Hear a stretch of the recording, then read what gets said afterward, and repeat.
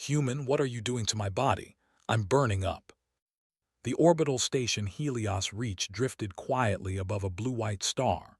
From the outside, it looked calm and perfect, like a ring of metal floating in peace. Inside, it was one of the most advanced research stations in the galaxy, filled with species from dozens of worlds. Every hallway was designed to keep everyone comfortable, safe, and stable. Comfort was important to most species. Humans were new here. They were still being studied, still being watched, and still not fully understood. Krelith adjusted the sensors along their upper torso and glanced through the transparent observation wall. Their reflection stared back, tall, slender, with smooth silver-blue skin that shimmered faintly under the station lights. Krelith belonged to the Velari, a species known for calm minds and delicate biology. The Velari valued balance above all things. Too much heat, too much cold, too much stress, any extreme could cause serious harm. That was why Krelith was nervous. Across the room stood Dr. Elias Moore, the human engineer responsible for today's test. He was shorter than most aliens in the room, with dark hair and tired eyes, wearing a simple human uniform. He checked his tablet with relaxed focus, as if nothing unusual was about to happen. Krelith did not share that confidence. "Dr. Moore," Krelith said carefully, their voice smooth but tight, "please confirm again what this device is meant to do." Dr. Moore looked up and smiled, a small friendly curve of his mouth. "Sure. The adaptive environmental suit doesn't protect you from conditions. It helps your body respond to them more efficiently." Krelith blinked slowly. That explanation does not bring comfort. A few other scientists watched from behind the barrier. There were medical officers, xenobiologists, and even 2 members of the Galactic Council. Humans always attracted attention. No one was quite sure if they were brilliant or dangerously careless. The suit rested around Krelith's body like a thin second skin. It was not armor. It had no weapons. It barely looked like technology at all. Thin lines of light ran along the surface, gently pulsing. "Human designs are different," one alien whispered. Dr. Moore tapped the control panel. "The suit will slightly increase internal temperature, oxygen use, and muscle activity, all within safe limits." "Safe for whom?" Krelith asked. Dr. Moore paused, then answered honestly. "Safe for humans. That's why we're testing it carefully with monitoring." That answer made the room even quieter. Krelith had volunteered because they were curious. Humans had survived conditions that destroyed entire civilizations. Their homeworld had storms, shifting climates, and constant environmental pressure. And yet, humans had thrived. Still, curiosity did not stop fear. "I am ready," Krelith said, though their lower limbs trembled slightly. Dr. Moore nodded. "Beginning activation in 3, 2, 1. The suit lit up. At first, nothing happened. Then Krelith felt it. Warmth spread across their body, starting at the core and moving outward. It was not painful at first, just uncomfortable, like standing too close to a heat vent. "Temperature rising," a medical officer said. 5 degrees above Velari norm." Krelith's breathing became faster. "Dr. Moore, this is warmer than expected." "I see it," he replied calmly, "still within projected parameters." The warmth grew stronger. Krelith's thoughts began to race. The Velari nervous system was not designed for stress. Heat signaled danger. Danger meant shutdown. 10 degrees above norm," another voice called out. Sweat, something the Velari rarely experienced, formed along Krelith's skin. Their muscles tightened. Their heart rate increased rapidly. "This is not safe," Krelith said sharply. "End the test, Doctor." Moore frowned slightly but did not panic. "Give it a moment. Your vitals are stable." Krelith tried to stand still, but their balance wavered. The heat was no longer just warmth. It felt like their body was working harder, faster, as if something inside had been forced awake. "Human," Krelith cried out suddenly, their voice echoing through the chamber. "What are you doing to my body? I'm burning up." Alarms beeped softly, not urgently, but enough to make several observers tense. Core temperature climbing, the medical officer said. But cellular activity is increasing efficiency. That sentence caused confusion. What does that mean? Asked a council member. The medical officer stared at the screen. It means their cells are producing more energy with less waste. Dr. Moore's eyes sharpened with interest. Just like we hoped. Krelith dropped to one knee, gripping the floor. Their vision blurred slightly. They were certain this was the moment their body would fail, but it didn't. Instead, something strange happened. The panic began to fade. The heat was still there, but it no longer felt like an enemy. Krelith's breathing slowed. Their muscles stopped shaking. Their senses became clearer, sharper. Sounds felt more defined.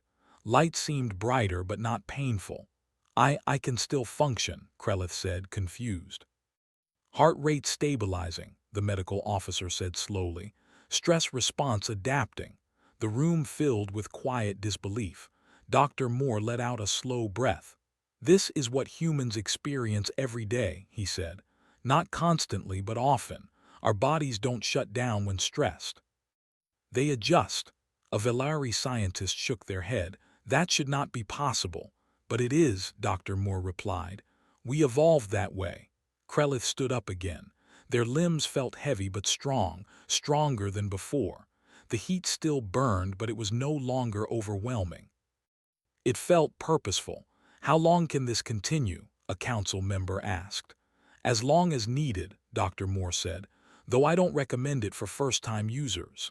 Krelith looked at their hands, watching the light of the suit pulse in time with their heartbeat. Fear slowly gave way to awe. This sensation, Krelith said quietly, it feels like my body is being pushed beyond its limits, yet not breaking. Dr. Moore nodded. That's the idea. Suddenly the station lights flickered. Once, twice, then stabilized. Minor power fluctuation, an automated voice announced. The humans in the room barely reacted, the others stiffened. Krelith noticed the difference. You are not concerned, Krelith asked Dr. Moore. He shrugged. Old station happens sometimes. But if systems fail, we'll handle it. The confidence in his voice was not arrogance, it was familiarity, as if dealing with uncertainty was normal. Krelith realized something then. The suit was not the most dangerous thing in the room. Humans were, not because they wanted to harm anyone, but because they were built to survive what others feared.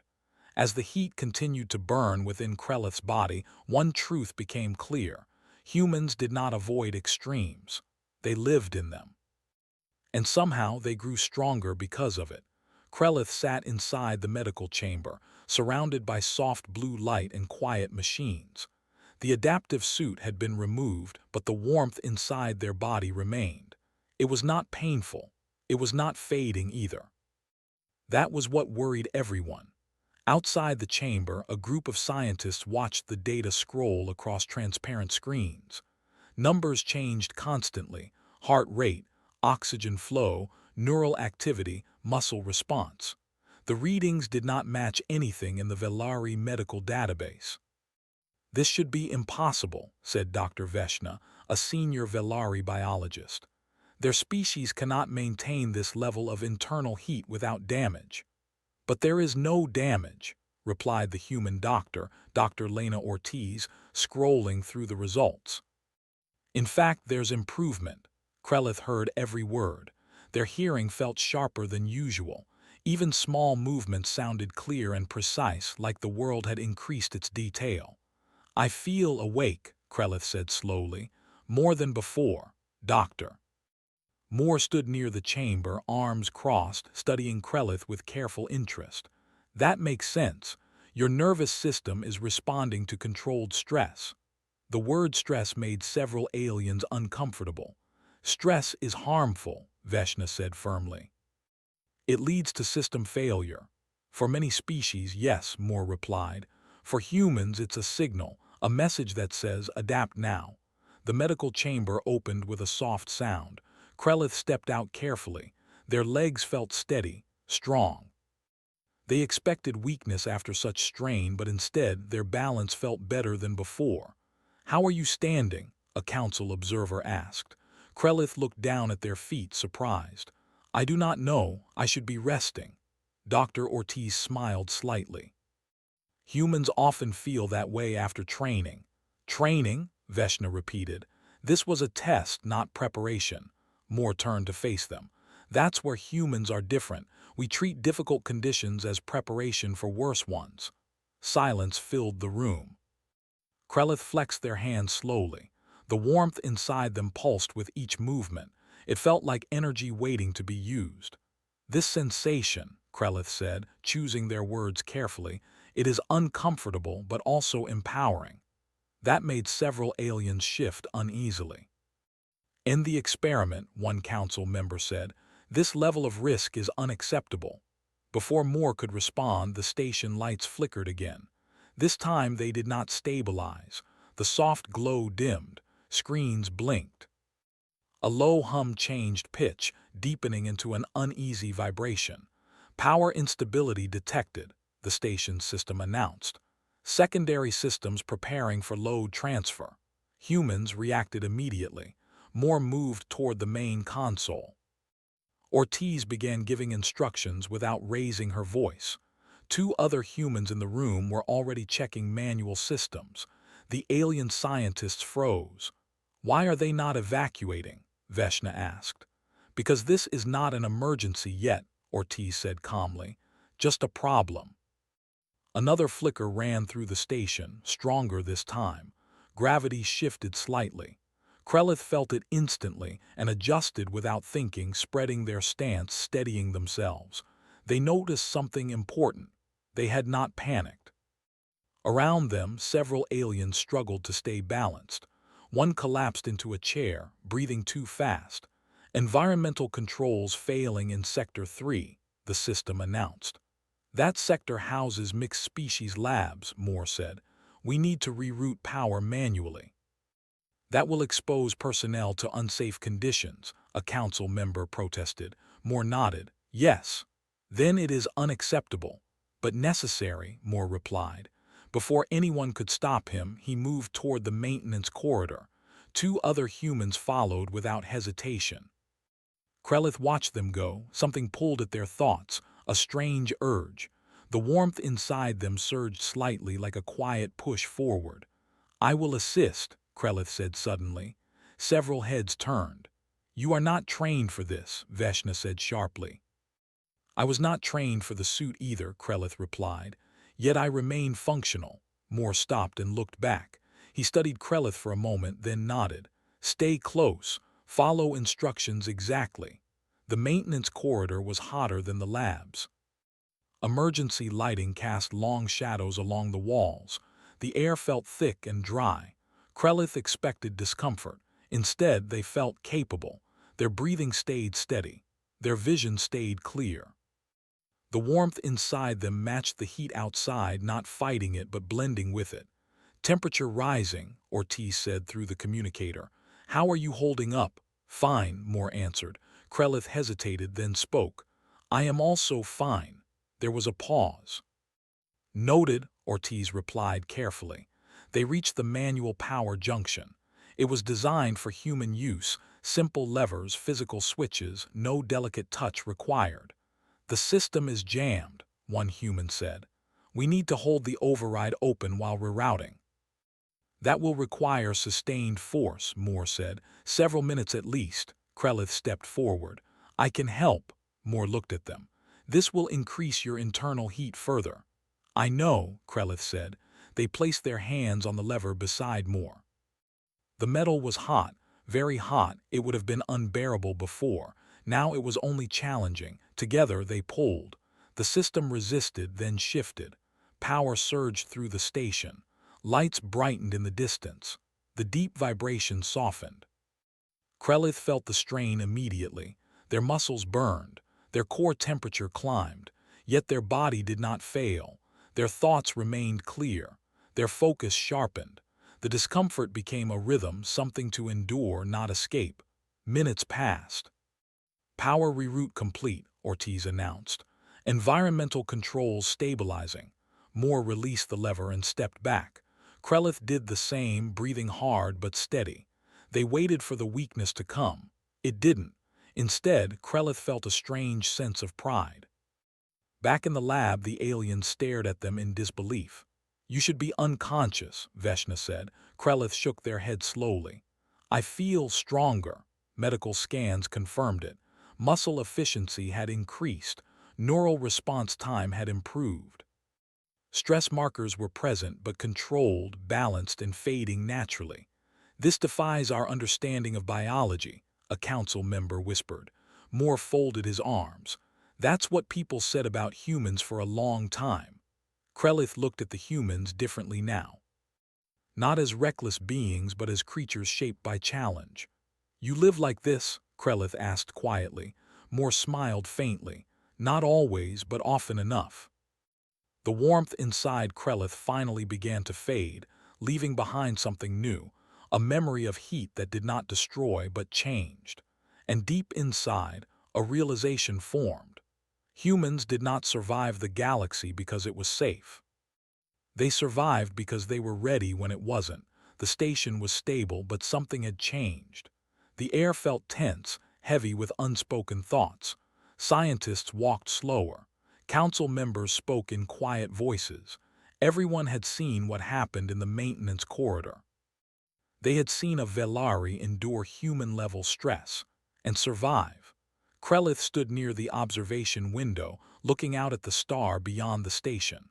The warmth inside their body had faded almost completely, but the memory remained. Their muscles felt rested. Their mind felt clear, too clear. "You should be resting," Dr. Veshna said gently, approaching from behind. "I am rested," Krelith replied. "That is what troubles me." Veshna sighed. "Your biology should not allow this level of recovery." "Human biology should not exist either," Krelith said calmly. Veshna did not argue. Across the station, emergency alerts sounded again, short and sharp, more serious than before. "Attention," the system announced. "External thermal surge detected. Stellar activity increasing beyond predicted limits." Krelith turned sharply. "What does that mean?" Veshna's skin dimmed slightly, a sign of fear. "The star is releasing a heat wave. It will raise station temperature well beyond safe levels for most species." "How long?" Krelith asked. "Minutes." In the command center, the council gathered quickly. Humans stood among them, focused and alert. Dr. Moore studied incoming data, his jaw tight. "Cooling systems can't compensate fast enough," Ortiz said. "Not for everyone." The council members exchanged worried looks. "We must evacuate vulnerable species," one of them said. "Seal off sections if necessary." "That will leave humans exposed," another pointed out. Moore shrugged. "We'll manage." "That is not acceptable," the council replied. "No species should be sacrificed." "No one is being sacrificed," Moore said calmly. "We're just better suited to heat." Krelith stepped forward. "I may be as well." Every eye turned toward them. "You are Velari," a council member said. "Your limits have changed," Krelith replied. Medical data appeared on the central screen.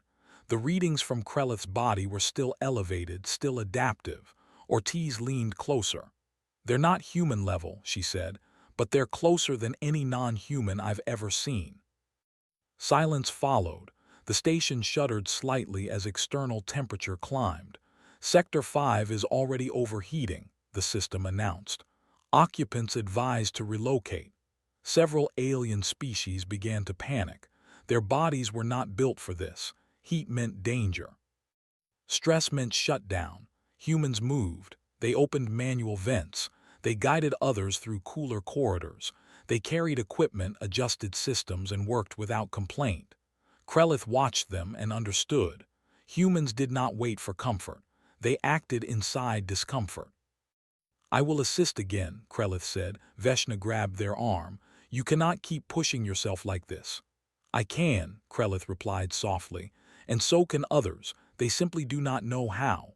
Moore looked at Krelith with a mixture of concern and respect. "You don't need to prove anything." "I am not proving," Krelith said. "I am adapting." They entered Sector 5 together. Heat filled the corridor like an invisible wall. For many species, it was unbearable. For humans, it was difficult. For Krelith, it was possible. Their breathing quickened but did not fail. Their skin warmed but did not burn. Their thoughts stayed steady. "This goes against everything we teach," Veshna whispered through the communicator. Moore replied, "That's because most species evolved to avoid extremes. Humans evolved inside them. The heat wave intensified, cooling systems struggled, time was running out. We can't protect everyone with tech alone," Ortiz said. "We need biological tolerance." The words hung in the air. Krelith felt the warmth rise again, stronger this time. Their body remembered what to do.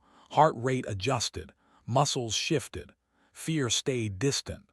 "What if humans are not unique?" Krelith said slowly, "but simply the first to accept discomfort instead of escaping it?" Moore looked at them sharply. "You're suggesting training," he said. "Yes," Krelith replied. "Controlled exposure, supervised stress, adaptation." The council reacted instantly. "That is dangerous. That is reckless. That is unacceptable." Moore raised his hand. "So was space travel.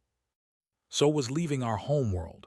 Humans survive because we try things that scare us carefully." The station shook again. "Temperature threshold exceeded in 3 sectors," the system announced. There was no more time for debate. "Authorize it," the council leader said reluctantly. "Limited trial, volunteers only." Krelith stepped forward immediately. So did several others, not many, but enough. Humans guided them, monitored them, explained every step in calm, simple words. The heat rose. Some volunteers failed and were moved to safety. Others adapted slowly, imperfectly, but truly. Krelith stood among them, no longer alone. Hours later, the stellar surge passed. The station cooled. Systems stabilized. Exhausted beings rested across Helios Reach, but something incredible had happened.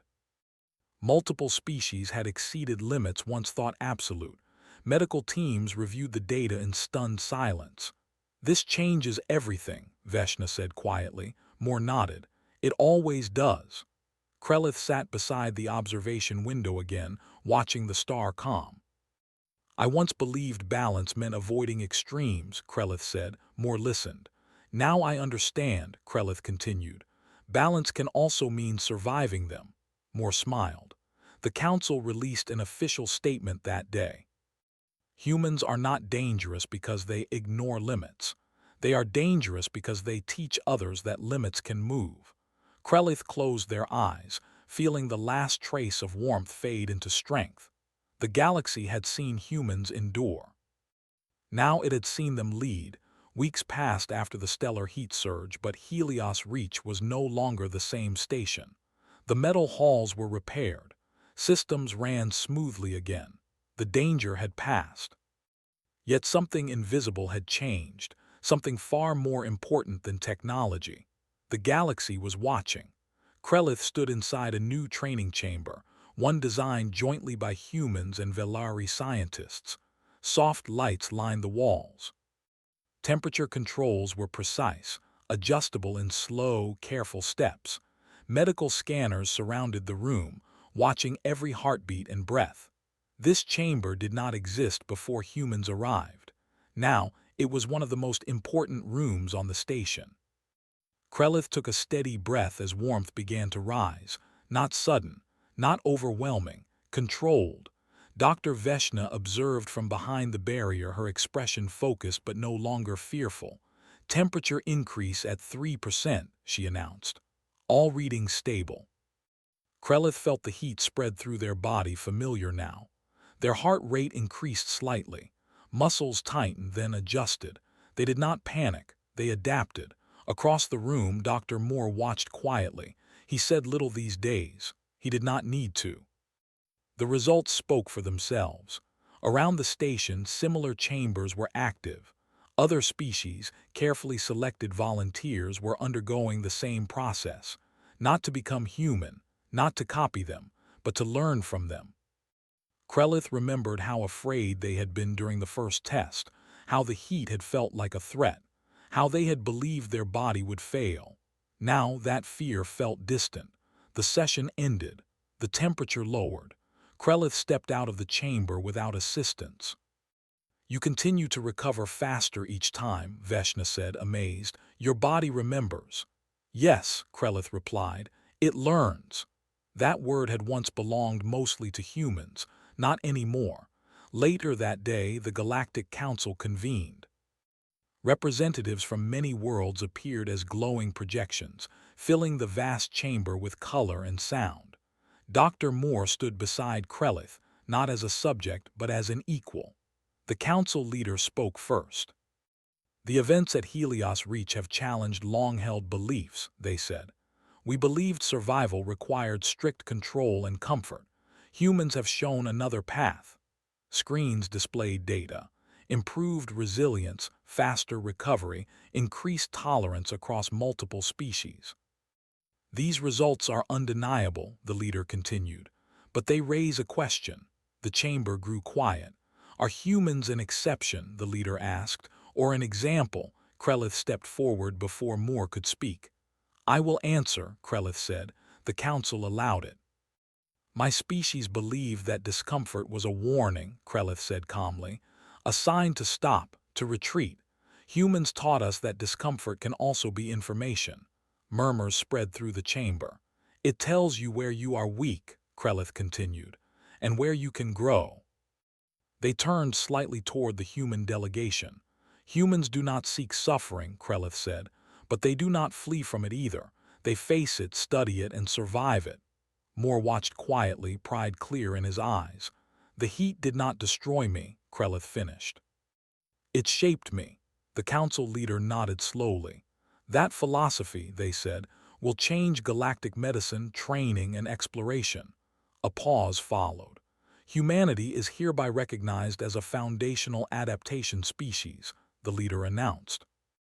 "A species whose survival methods may guide others." It was not a military title, not a political one. It was something better. After the session, Krelith and Moore walked along the station's outer corridor. The star outside glowed calmly, no longer a threat.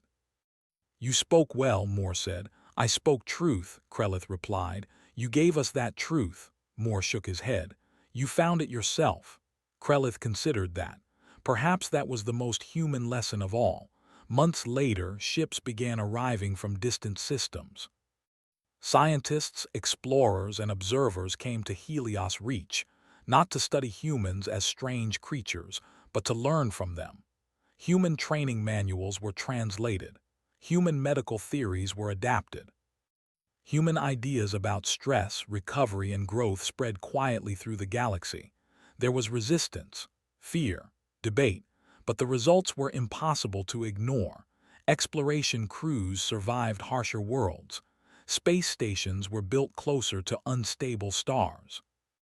Rescue missions succeeded where they once failed. Humanity did not lead by force. They led by example. Krelith joined the Adaptation Council, a new group formed to guide this change responsibly. They insisted on safety, consent, and patience, values humans themselves respected deeply. One day, a young alien recruit asked Krelith a question. "Did it hurt?" they asked. "The first time," Krelith smiled gently. "Yes," they said, "it did." The recruit looked nervous. "Then why do it?" Krelith looked through the window at the stars. "Because pain is not always the enemy," they said. "Sometimes it is the teacher." On Earth, Dr. Moore watched the news quietly.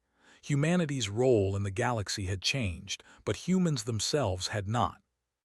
They still struggled, still failed, still pushed themselves too far at times, but that had always been true. What was new was that the galaxy finally understood them. Humans were not fearless. They were practiced. They had lived on a world that demanded adaptation every day. And instead of breaking, they learned to bend, to recover, to rise again. Krelith returned once more to the training chamber. The heat rose gently. Their body responded smoothly. They closed their eyes and breathed. They were no longer afraid of the fire. They had learned what humans always knew. Fire does not only destroy, sometimes it forges. And humanity was the proof.